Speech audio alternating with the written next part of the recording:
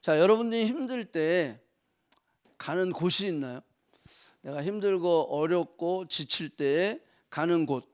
캐나다에 있으니까 그게 쉽지 않을 거예요. 여러분들 한번 답변해 보세요. 나는 힘들 때 어딜 가나? 내가 힘들 때 가는 곳, 내가 힘들 때 찾는 것. 뭐 전화도 하겠죠. 카톡도 하고 하면서. 누구에게 전화할까요? 베스트 프렌드? 아니면 부모님? 다 있을 거예요. 내가 진짜 힘들고 어려우면 찾는 것이 있어요. 찾는 곳이 있어요. 여기 리스트에 보니까 재미난 게 있어요. PC방, 노래방, 심지어는 점집. 이거 점집. 그리고 어떤 사람은 뭐 요즘 드라마에 많이 나오죠. 낚시. 예. 그냥 힘들고 외롭고 지치고 그러면 다 때려치고 휴가 내고 그다음에 낚시. 그죠? 어떤 사람은 또 훈훈한 것도 있어요. 어머니를 찾아갑니다. 예, 어머니를 찾아가서 뭐를 하냐? 맛있는 밥을, 그 어머니가 해주시는 밥, 그거 먹으면 그냥 이렇게 마음이 풀린다는 거예요. 응? 자, 그런 곳들이 다 있어요. 그런데 한번 질문할게요. 자, 그런 곳, 그런 것을 찾아가면 해결해 줍니까? 이야기를 잘 들어줘도 마음이 되게 따뜻해져요. 그죠? 뭔가 풀리는 것 같고. 그렇지만 해결이 됩니까? 해결은 안 되죠.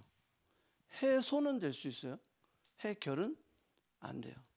막 수다 떨고 나면 친구, 여기서 토론토에서 한국에 있는 친구들이랑 막 이야기하고, 예? 그 사람 뒷담화 까고 막 욕하다 보면 아유 후련해다 너랑 얘기하니까 그냥 막 다 풀리는 것 같아. 근데 해결은 안 돼요.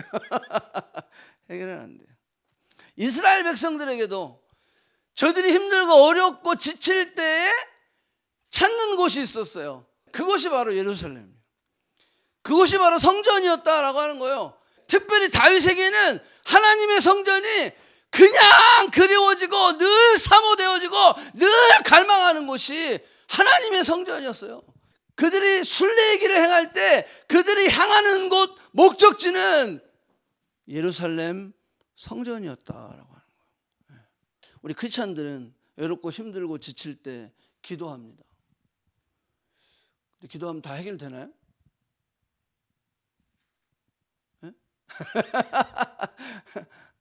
다 해결돼요.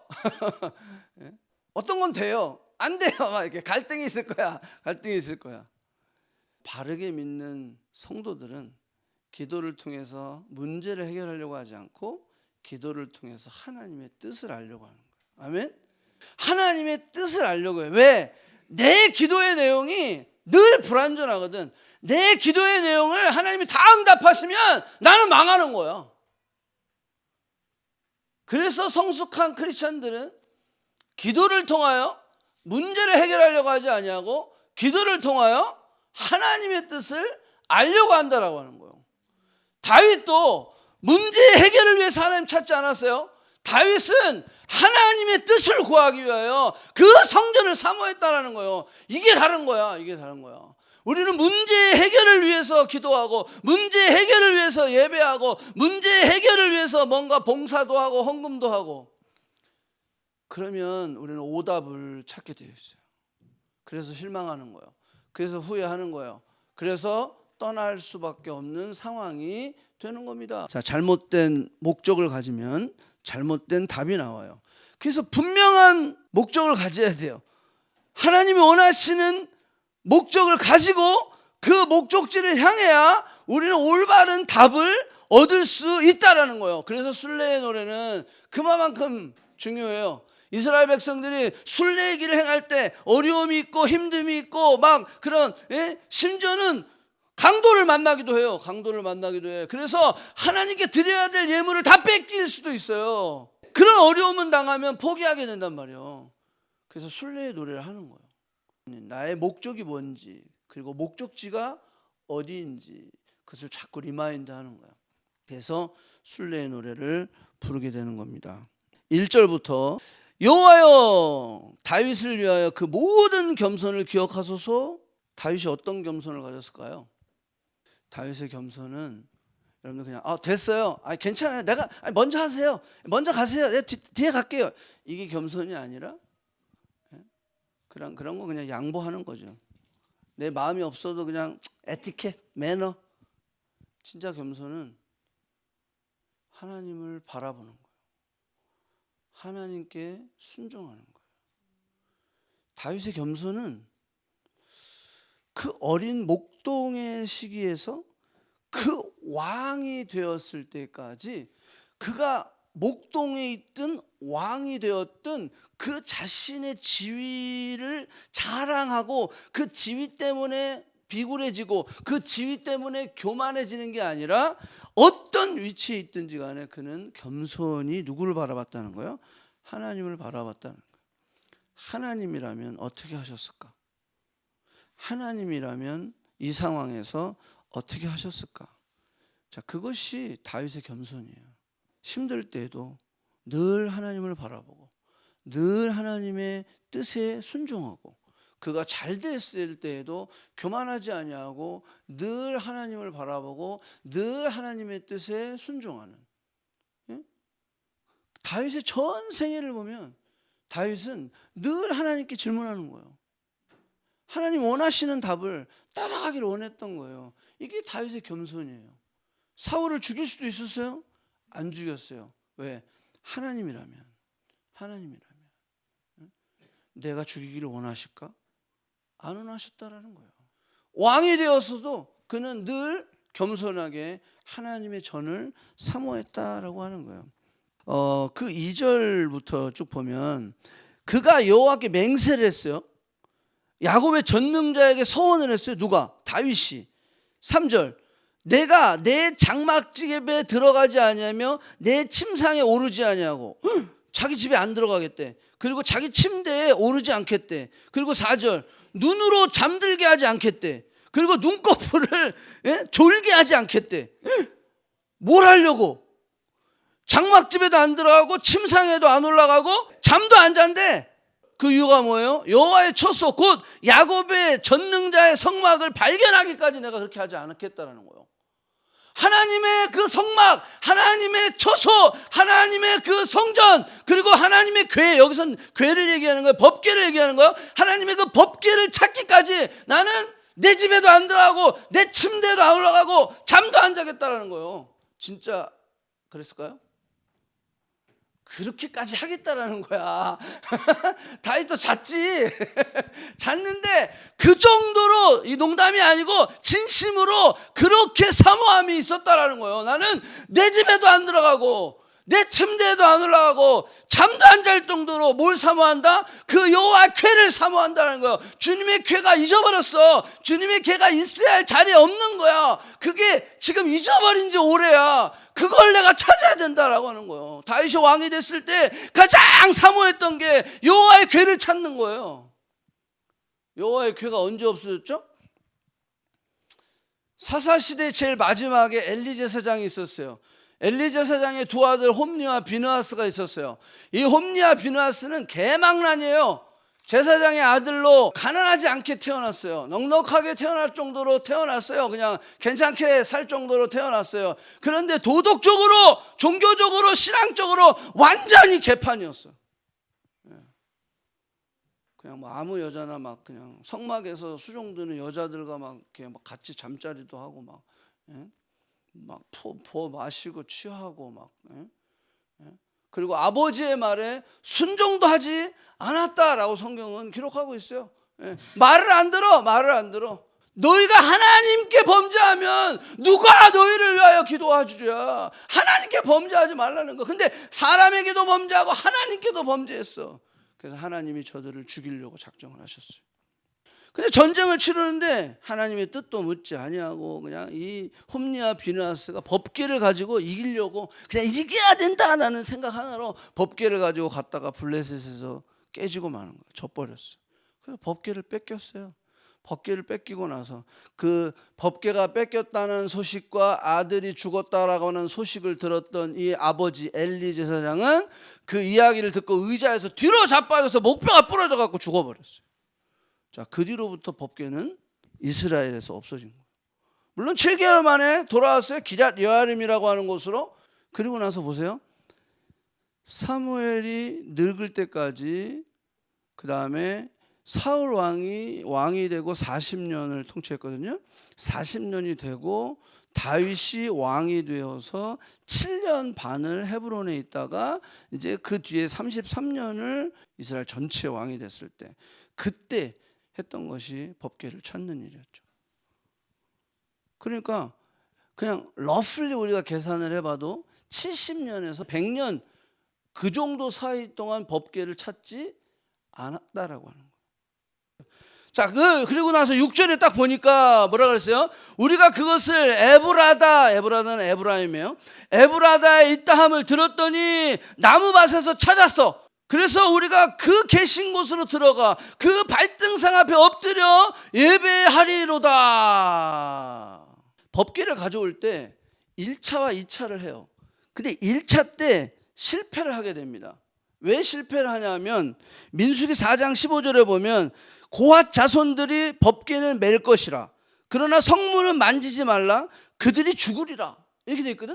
근데 사무엘하 6장에 보면 이제 아비나답의 집이 거기 나오는데 그 에브라임은 결국 나비나답의 집에 있는 법궤를 찾은 걸 얘기하는데 이 나무밭 이것은 뭐냐면 나곤의 타작마당에서 법궤를 술에 싣고 오다가 소가 튀어요.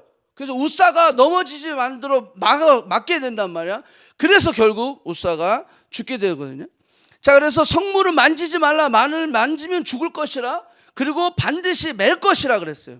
다윗이 그렇게 찾기를 원했던 하나님의 법궤를 찾았어요. 찾아서 그 계신 곳에 갔어요. 그 계신 곳에 갔는데 처음에는 어떻게 생각을 했냐면 싫었단 말이에요. 싫고 소가 끌게 했단 말이죠. 그런데 하나님이 진노하셔가지고 왜? 법대로 말씀대로 하지 않았어요. 말씀대로 하지 않았기 때문에 그 법궤는 반드시 메고 그 법궤는 만지는 자는 반드시 죽으리라 라고 하셨던 하나님의 그 거룩을 다시 한번 왜? 그동안 70에서 100년 동안 지금 없었던 법궤가 들어오는 거잖아. 그러니까 하나님은 그 법궤를 상징하는 것, 하나님의 임재, 하나님의 거룩을 상징하는 건데 이것을 반드시 분명히 가르쳐주게 하기 위해서 말씀대로 처단을 하신 거예요. 근데 저들이 싫었다라는 거죠. 그리고 끌고 갔어요. 그리고 다윗도 왕의 그 모습 그대로 하나님 앞에 나아갔었던 거죠.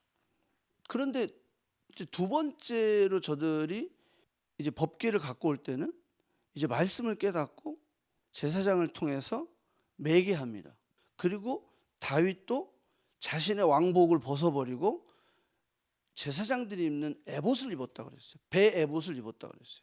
자, 요게 우리가 지금 생각해 볼 좀 중요한 이슈인데 하나님이 기뻐 받으시는 예배는 법궤를 매는 거예요. 끌고 가는 게 아니라. 그리고 하나님이 기뻐 받으시는 예배는 내가 목사라서 내가 어떤 지위, 내가 교수야, 무슨 회사 사장이야, 그런 모든 타이틀을 내려놓고 우리가 성도 안에서 그냥 나는 하나님의 예배자로, 목사로가 아니라 예배자로 서는 것을 기뻐하셨다는 거예요. 내가 찬양팀으로 예배하는 게 아니라 나는 예배자로 예배할 때 내가 장로니까, 내가 목사니까 이런 타이틀이 교회 안에 있긴 있지만 그 타이틀로 인하여서 내가 하나님을 예배하는 게 아니라 내가 목사기 때문에 예배하는 것이 아니라 나는 하나님의 자녀이기 때문에 예배하는 거예요. 아멘? 예. 자, 다윗 왕에게 뭐가 있었냐면 내가 왕이야가 아니라 나는 하나님의 자녀야. 나는 하나님의 자녀야. 그렇기 때문에 목동이었던 왕이었던 나는 상관하지 않고 왕이지만 그냥 채신머리 없이 막 춤을 추고 주님 앞에 예배하는 거. 내가 하나님 앞에는 한없이 낮아질지라도 아멘. 그건 뭐냐면 내 타이틀을 다 내려놓는다라는 거예요. 다 내려놓는 거야. 오늘 예배 드릴 때 우리가 하나님 앞에 우리가 나의 타이틀을 다 내려놓고 솔직히 뭐 우리가 무슨 타이틀이 있어요. 다 거기서 거기지. 근데도 불구하고 우리 안에 그런 교만이 있는 거야. 그런 교만이 있는 거야. 예. 우리가 철저하게 낮아져서 우리가 예배자로 하나님 앞에 예배할 때 하나님 그것을 기뻐하신다라고 하는 거예요. 다윗이 똑같은 것을 여러 단어로 반복해서 이야기하고 있는 게 있어요. 한번 봅시다. 5절 여호와의 초소, 그 다음에 전능자의 성막, 그죠? 그 다음에 7절 그가 그의 계신 곳, 그의 발등상. 그 다음에 8절에 평안한 곳, 13절에 시온, 거처, 14절 영원히 쉴 곳, 그 다음에 17절 거기서 복 주신다라는 거, 복 주시는 곳.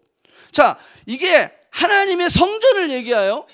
법궤지만 그 법궤 앞에 내가 그 발등상 앞에 엎드린다. 그것은 성전이 그만큼 하나님의 임재를 상징하는 것이기 때문에 그 하나님의 성전, 하나님의 임재, 그 법궤는 바로 그분이 영원한 안식이고 그가 거하시는 곳이고 그곳에서 축복하는 곳이고 그곳 평안한 곳이고, 그러니까 다윗이 오늘 여기서 서술했던 이 내용들, 쉴 곳, 평안한 곳, 임재, 거하시는 곳, 축복이 임하는 곳, 바로 성전은 다윗이 생각할 땐 그런 곳이다라고 하는 거예요. 아멘. 여러분들에게 있어서 교회는 어떤 곳입니까? 자, 이런 개념이 우리에게 정리가 돼야 돼요. 나에게 교회는 어떤 곳이냐라는 거예요. 다윗에게 교회는, 성전은 바로 이렇게 여러 가지로 서술할 정도로, 그 정도로 교회를 사모하고 그 정도로 교회가 내 모든 삶의 축복의 뿌리이고 근원이다라고 하는 거예요. 그게 내 생명이다라고 하는 거예요. 그게 교회예요. 그게 성전이다라고 다윗은 이야기하고 있어요. 이제 11절부터는 하나님의 맹세를 하십니다. 11절 보세요. 여호와께서 다윗에게 성실히 맹세하셨다라는 거예요. 와우. 근데 그 맹세는 뭐한다? 변하지 아니하실지라. 이르기를 내 몸의 소생을 내 왕위에 둘지니라.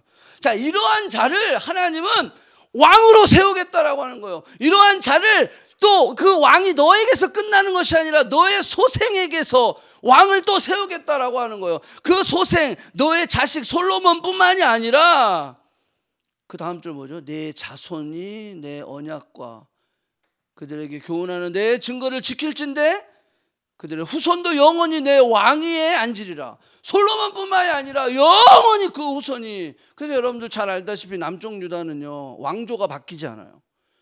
아무리 개판을 해도 하나님 약속하셨기 때문에 다윗, 솔로몬, 르호보암 하면서 계속 내려가고서 하나님을 떠났음에도 불구하고 다윗의 그 후손은 계속해서 왕을 이어나가게 하시는 거야. 그러면서 마지막 예수님이 그 다윗의 자손에서 날 때까지 하나님은 그 약속을 지키시는 걸 볼 수가 있어요. 왜? 다윗이 그렇게 성전을 사모했기 때문에. 다윗이 그런 마음으로 늘 겸손하게, 여기 다윗의 그 겸손을 기억하여 주시옵소서, 다윗의 그 순종을 기억하여 주시옵소서, 다윗이 하나님을 향한 그 예배를 기억해 달라는 거예요. 다윗이 하나님을 향해 그렇게 갈망하고 사모했던 것들을 기억해 달라는 거예요. 하나님의 성전을 다윗이 어떻게 사랑했는지. 그래서 다윗이 성전을 짓고 싶어가지고요, 막 안달이 나는 거예요. 나는 이렇게 왕궁에 거하는데 우리 여호와 하나님은 저렇게 천막에 거하는구나. 내가 그것을 성전을 짓겠다라고 그런 이야기하는 거예요. 그 정도로 짓지는 못했어요. 하나님 허락하지 않으셔서. 성전 짓는 것도 아무나 하는 게 아니야. 하나님 허락하셔야 돼. 네. 그러니까 뭐예요? 짓지 못하게 하니까 네, 아멘! 순종하겠습니다. 그러면서 지을 수 있도록 모든 재료를 다 준비해 놓고 죽는 거예요. 다윗은 다 마련해 놓고. 왜? 그게 내 베스트니까. 왜? 하나님 건물은 짓지 말라니까. 그러니까는 다 재료를 준비해 놓는 다윗의 모습을 우리가 볼 수가 있어요. 다윗의 위대함은 그의 업적이 있지 않아요. 다윗의 위대함은 하나님을 경외함에 있었다라고 하는 거예요. 하나님은 죄가 없는 자를 기뻐하시는 것이 아니라 죄를 지었을 때 인정하고 엎드리는 자를 하나님은 기뻐하신다라는 거예요. 그리고 자기의 삶을 바꾸는 자를 기뻐하셔요. 죄를 깨닫고 엎드렸어. 근데 그 삶을 안 바꿔. 계속 똑같이 그 일을 하고 있어. 그러면요, 이건 언제 바뀌나? 걱정이 될 거란 말이야. 걱정이 될 거란 말이야. 다윗이 그랬잖아요. 다윗이 그냥 죄를 졌어요. 살인죄도 졌어요. 간음죄도 졌어요. 아주 나쁜 죄를 졌어요. 질 나쁜 그런 죄를 졌어요. 그럼에도 불구하고 그는 인정하고 엎드렸어요. 그리고 바꾸었어요, 삶을. 그게 중요하다라는 거예요. 그게 하나님이 원하시는 것이다. 우리가 죄를 안 질 수는 없어요. 연약한 자예요. 넘어질 수 있어요. 하지만 그것을 인정하고 엎드릴 때 하나님의 놀라우신 축복과 은혜를 우리는 경험할 수 있다는 거예요. 그 다음에 13절이죠. 여호와께서 뭐를 택하시고 시온을 택하시고 자기 거처를 삼고자 하여. 이 말은 뭐죠? 하나님이 함께 하시겠다라는 거예요. 하나님이 여러분들 그 조그만 그 성전 뭐 아무리 화려하게 쳐도, 그리고 온 우주 만물을 만드신 하나님께서 거기에 뭐 거할 수 있겠어요? 그게 뭐 되기나 하겠어요? 택도 없지. 그렇지만 하나님이 택하시고 거기에 거하시겠다. 임마누엘, 내가 너희와 항상 함께 하겠다. 제가 이스터데이 때 했어요. 그 약속을 해주셨다라고 하는 거예요. 그 다음에 15절 보니까 뭐라고 되어 있어요? 내가 이 성의 식료품을 풍족히 복을 주고 떡으로 그 빈민을 만족해 하리라.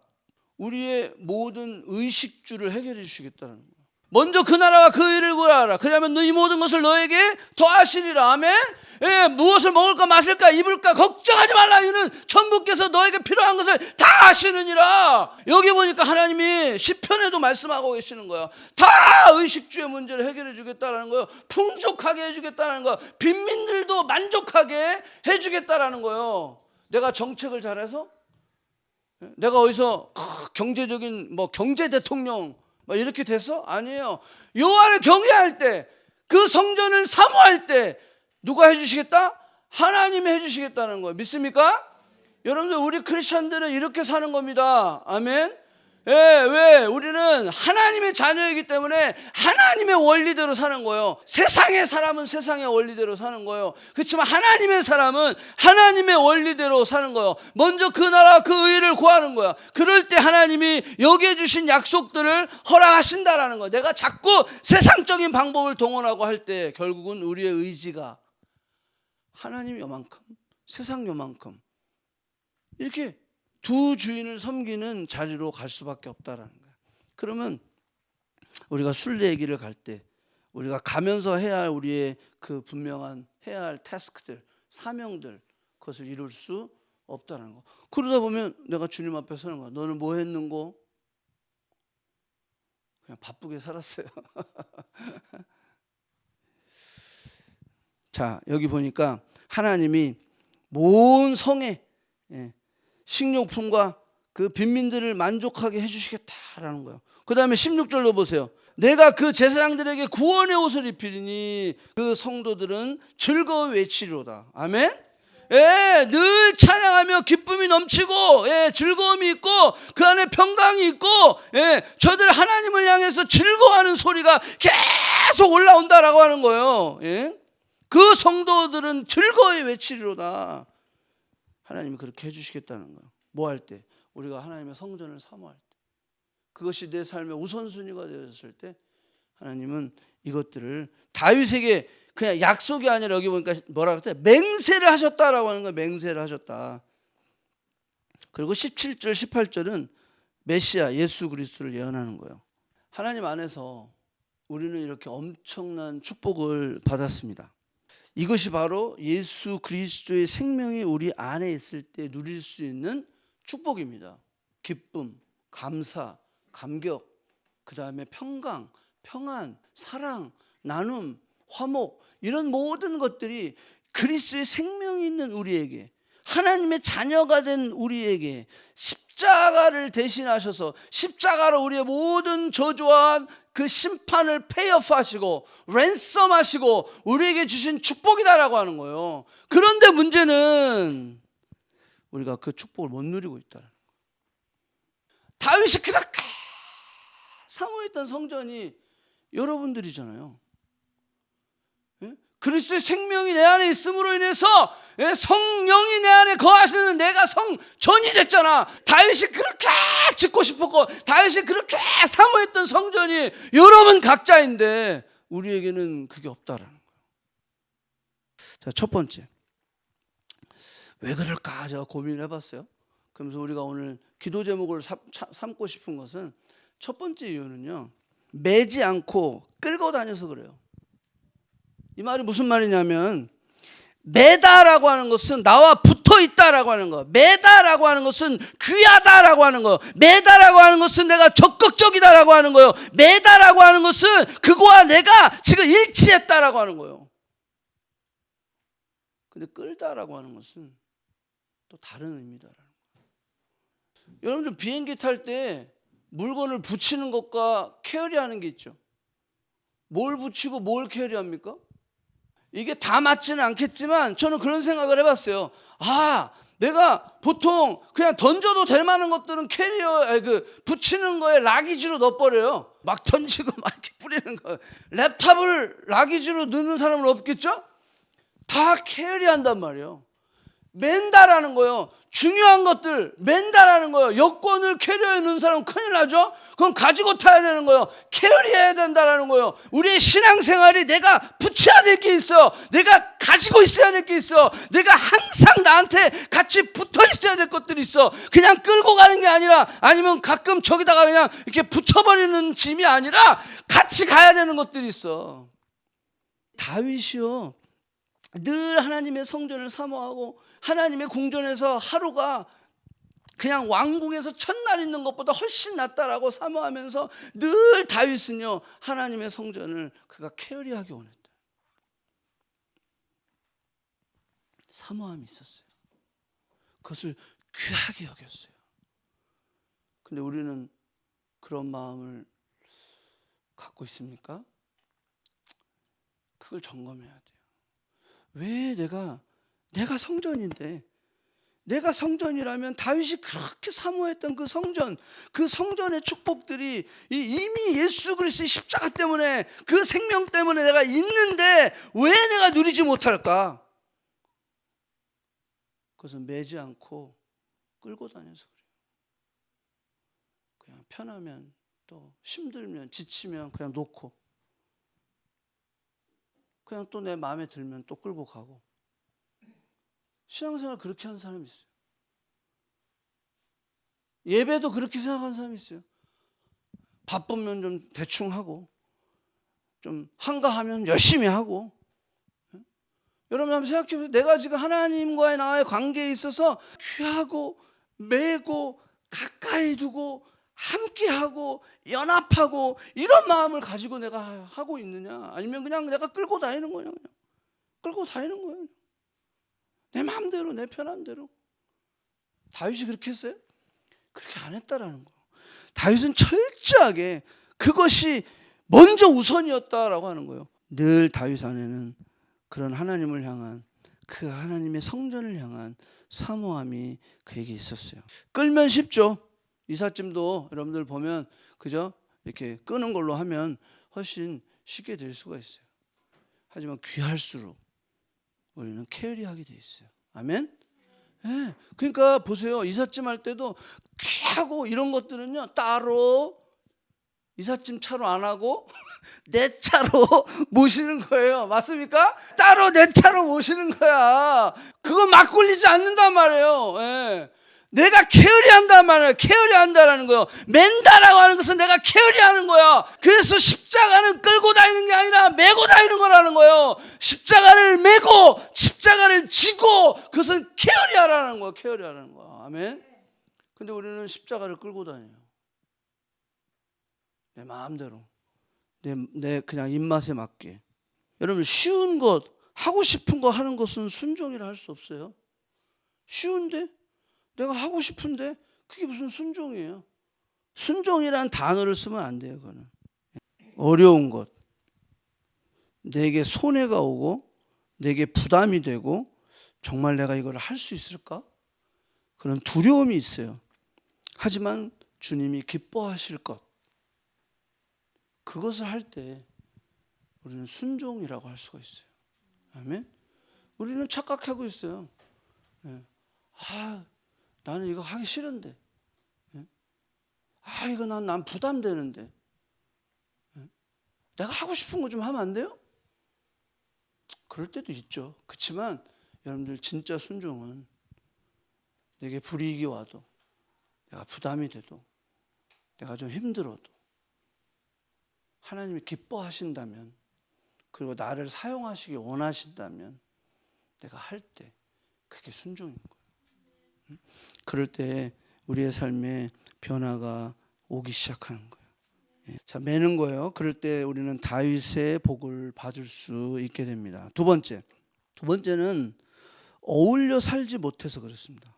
이게 무슨 얘기냐면 133편 볼게요. 자, 오늘 순례의 노래 다 끝날 거니까 133편 보면 보라 형제가 연합하여 동거함이 어찌 그리 선하고 아름다운고 이렇게 돼 있어요. 근데 원래 원어 번역은 이렇게 안 돼 있고 어떻게 되냐면 앞뒤가 바뀌었어요. 그 얼마나 아름답고 즐거운가 이게 먼저 나와요. 그 얼마나 아름답고 즐거운가 형제 자매가 어울려서 함께 사는 모습이 느낌이 좀 다르죠? 우리가 성전이고 그 많은 축복을 받았음에도 불구하고 안 되는 이유는 어울려 살지 못했기 때문에 그래요. 자, 이거 좀 설명을 해볼게요. 다윗은 백성이 즐겁고 행복할 수 있는 화평의 비결을 알았어요. 그것은 우리가 하나님과 소통하면 백성과 소통할 수 있다고 생각했어요. 그래서 다윗이 왕이었음에도 불구하고 왕의 리더십을 가지고 백성을 평화롭게 다스린 게 아니라 왜? 나도 넘어질 수 있어. 아무리 좋은 왕이라도 아무리 훌륭한 왕이라도 죄를 지을 수 있어. 다윗도 죄를 졌으니까 남의 아내를 뺏었으니까 그리고 그 남편을 죽여버렸으니까 얼마나 나쁜 거예요. 그래서 다윗은 하나님의 백성들이 내가 왕이지만 이 이스라엘의 왕은 하나님이야. 하나님과 소통이 이루어지면 너희들이 백성 안에 소통이 이루어진다는 걸 알았어요. 그래서 다윗의 삶 속에 늘 자신이 그걸 경험했거든. 하나님과 소통을 하고 하나님을 늘 사모하며 그 하나님의 뜻을 구하며 하나님이라면 어떻게 하셨을까를 늘 생각하며 그는 말하고 행동했기 때문에 그가 얼마나 많은 사람들을 품을 수 있었어요. 여기 보면 화평, 동거함이 어찌 그리 선하고 아름다운지요. 이 백성 안에 연합이 일어나고 정말로 즐거움과 기쁨이 회복되기 위해서는 이 백성들도 하나님과 소통이 이루어지고 그리고 백성과 소통은 그 뒤에 따라오는 것이다. 그것을 다윗은 알고 있었다라고 하는 거예요. 전쟁을 경험하지 못한 시대지만 또 다른 아픔들이 있어요. 가정이 나누어지고 또 교회가 또 직장이 그렇게 좋았던 그런 사이들이 깨지고 빠그러지고 부서지는 그런 것들을 경험했어요. 작게 크게 다 경험했을 거예요. 그 아픔들을. 근데 그 아픔을 경험한 사람들에게 있어서 어떤 그 마음의 소원이 있다면요. 앞으로 나는 이러한 헤어짐과 깨짐과 나누어짐은 안 하고 싶다라는 거예요. 아, 나도 또 해하고 싶어. 이런 사람이 어디 있어요? 없죠. 저에게도 그런 아픔이 있고 그런 마음이 있었어요. 저는 날 때부터 교회에서 그냥 아버지가 목사님이라 교회가 집이고 집이 교회였어요. 그냥 붙어 있었어요. 함께 같이 있었어요. 어렸을 때부터 그렇게 자라면서 교회가 싸우는 모습을 참 많이 봤어요. 그냥 보지 못할 일까지 봤어요.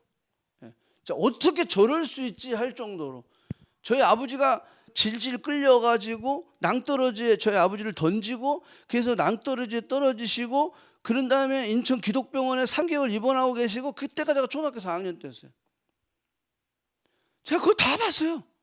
우리 형도 막 깔려서 목사 장남이라 그래가지고 하나님 장남이라 가지고 막 발로 밟고 그래서 우리 형이 막 열받아가지고 나중에 망치 들고 가가지고 그 사람들 자동차 헤드라이트를 깨고 막 그래서 경찰서 가고 막 하여간 이게 뭐 하여간 저는요 그거를 보고 자랐어요. 더 심한 것도 있는 데가 지금 예배 때 못하겠어요. 하여간 막 그랬었어요. 그래서 제가요 하나님 이게 교회인가요? 저는 죽어도 목사 안 합니다. 그래서 제가 음악을 한 거예요. 목사 안 하려고. 근데 제가 여기 이렇게 목사가 돼서 이러고 있잖아요, 지금. 그래도 제 안에 계속 그런 마음이 있어요. 하나님, 정말로 어울릴 수 있는, 잘 어울릴 수 있는, 화목할 수 있는 전 그런 공동체를 원합니다. 커넥트 교회를 하나님께서 시작하게 하실 때도 그런 마음이었어요. 두려운 마음. 지지고 볶고 싸우면 어떡하지? 예? 잘 어울리고 화목해야 될 텐데. 예? 그런 마음을 가지고 계속 기도하면서 하나님이 교회를 이렇게 하게 하시는 그런 또 마음을 주셨을 때 저는 그게부터 시작했어요. 하나님, 하나 될 수 있어야 되는데, 화목해야 되는데, 막 그러면서 하나님 앞에 기도했어요. 그때 하나님이 주신 말씀이 하나님 사랑, 이웃 사랑. 예수님이 정말 이 모든 성경에 가장 중요한 핵심을 말씀하실 때 하나님 사랑, 이웃 사랑. 그걸 말씀하시면서 제게 딱 주시는 말씀이 Connect with God, Connect with you and me. 그러면서 커넥트 교회라고 해야 되겠다. 처음에 커넥트 교회 얘기했을 때 그 외국인 교회예요?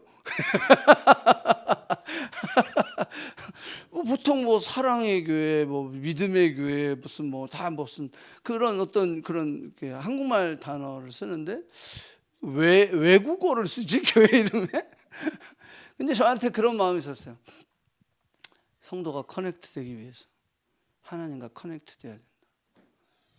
그 마음을 가지고 하나님께서 이 커넥트 교회를 시작하게 하셨어요. 기도하는 것은 하나님 교회 안에 정말로 하나 되기 원합니다. 그걸 놓고 기도하는데 됩니까? 강도의 차이는 있지만 교회 안에 불평하고 불만하고 수근거리고 또 뒷담화치고 또 뭐 섭섭해하고 막 이런 것들이 그냥 작게 크게 막 있는 거예요. 예, 있는 거예요. 근데 제가 더 화나는 건 뭔지 아세요? 그 싸우는 거는 당연한 거야 라고 생각하는 거예요. 세상엔 그러거든요. 야, 싸우면서 친해지는 거야. 근데 여러분들 잘 보세요. 영적인 일은 어떠한 조그만 파장도 그 뿌리에 누가 있어요? 사탄이 있는 거예요. 뭐 그거 하나쯤 괜찮아 타도 돼 그게 아니라 그게 온 집을 다 태워버린다라는 거예요. 예. 여러분 영적인 일에는 교회 안에 특히 이 어울리는 것을 깨는 화목을 깨는 것들이 있어요. 그게 어떤 조그만 불만이라도 그 불만의 뿌리에는 무엇이 있냐면 사단의 뿌리가 있다는 거예요. 사단의 뿌리가 있다는 것은 무슨 뜻이죠? 사단의 각본이 있다는 거예요. 요런 파장을 통해서 사단은 다음 각본을 만들어요. 어울림을 깨는 이런 생각들, 자 이런 것들이 파장을 통해서 사단은 각본이 있는데 그 다음에 뭐로 옮길까? 무슨 말을 할까? 어떤 행동을 할까? 딱 나와요 답이. 여러분들이 지금 안에 어떤 불만과 이런 어울리지 못하는 공동체 안에 이 화목을 통하여서 우리는 예수 그리스도께서 우리를 성전되게 하신 그 많은 축복을 회복해야 되는데 어울리지 못하게 하는 이 사단의 전략들이 있단 말이야. 그래서 우리는 그것을 잘 느끼고 생각하다 보면 분명히 사단의 각본이 있어. 너가 그걸 통해서 사단은 그 다음 행동, 그 다음 말, 그 다음 결정, 그 다음 액션을 취하게 한단 말이지.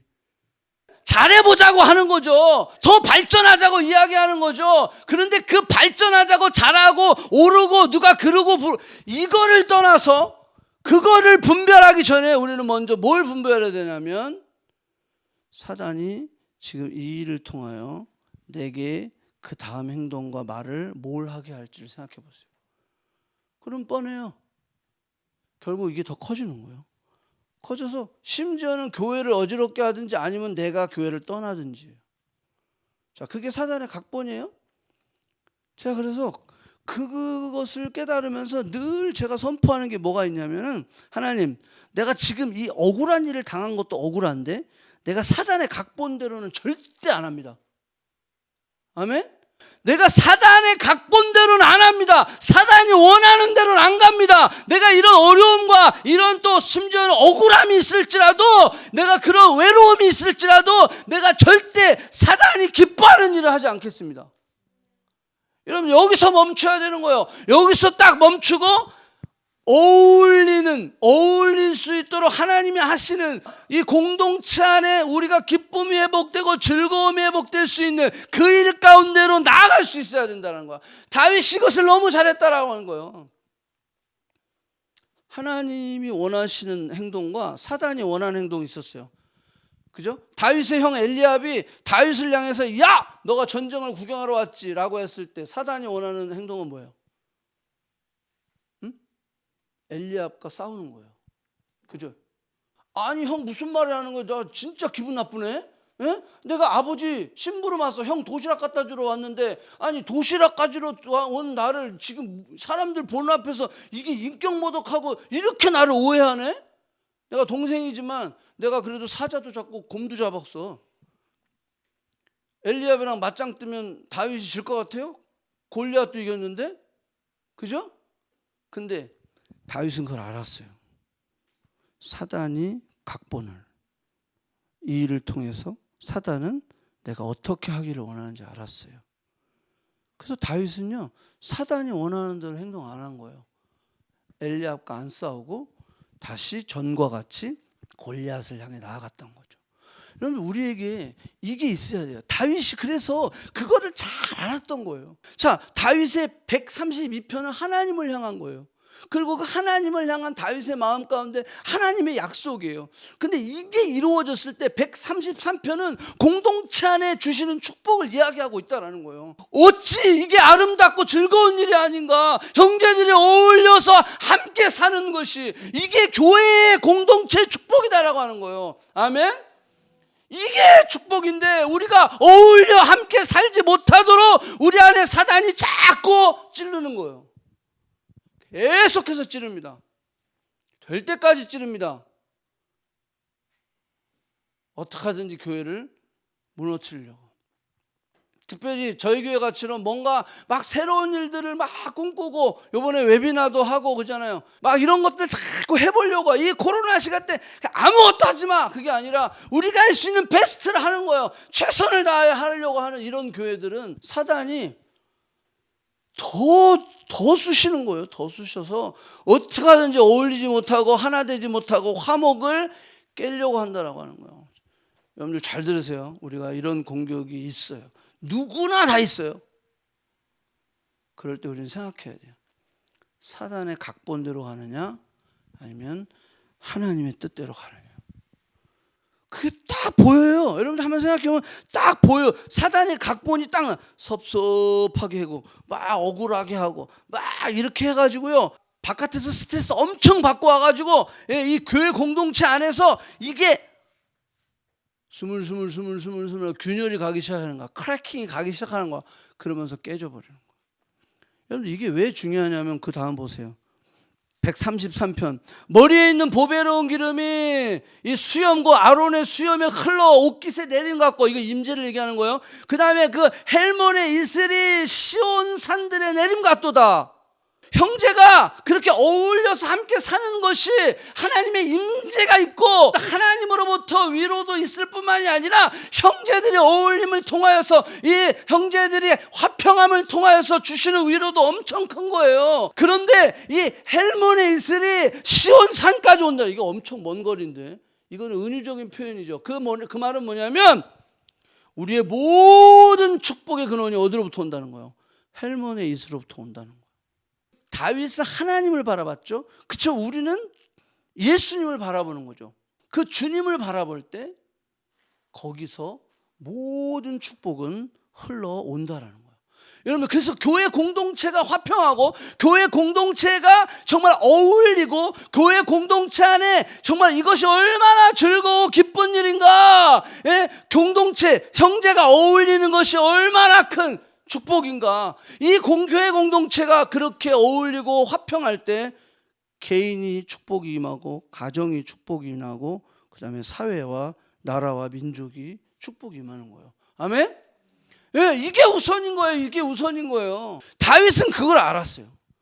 그렇기 때문에 다윗의 전 생애를 거쳐서 그는 철저하게 하나님 앞에 예배하고 다윗의 삶 속에 어떠한 상황 가운데 놓여 있을지라도 사단의 각본대로 하지 아니하고 하나님의 뜻을 구하는 그것은 주님을 바라보는 거죠. 우리의 삶도 마찬가지예요. 어떻게 같이 어울릴 수 있어요? 주님 바라볼 때 어울릴 수 있다니까. 그 사람 바라보면 안 어울리고 싶어요. 그 사람 바라보면 별로 용서하고 싶은 마음이 없어요. 그런데 예수님 바라보면, 십자가 바라보면 용서하지 못할 게 없다는 거예요. 아멘? 그러니까 예수님이 70번씩 7번이라도 용서하라. 지난주 우리가 목요일에 얘기했잖아요. 그러면서 주님이 마지막 십자가 상에서도 주여 저들을 용서해 달라는 거예요. 거기 역사가 일어나요. 우리의 삶이 아무리 어렵고 힘들어도 사단의 각본대로 하지 말고 우리가 그때 주님을 바라보는 거예요. 여러분, 주님 바라보면 내가 실망하고 뭐 무슨 속상하고 억울하고 이럴 일이 없는 거예요. 그랬을 때 어울리게 되는 거예요. 형제가 어울려 사는 것이 얼마나 귀하고 아름다운 거. 이런 축복을 누릴 수 있는 저와 여러분이 되기를 축복합니다. 아멘.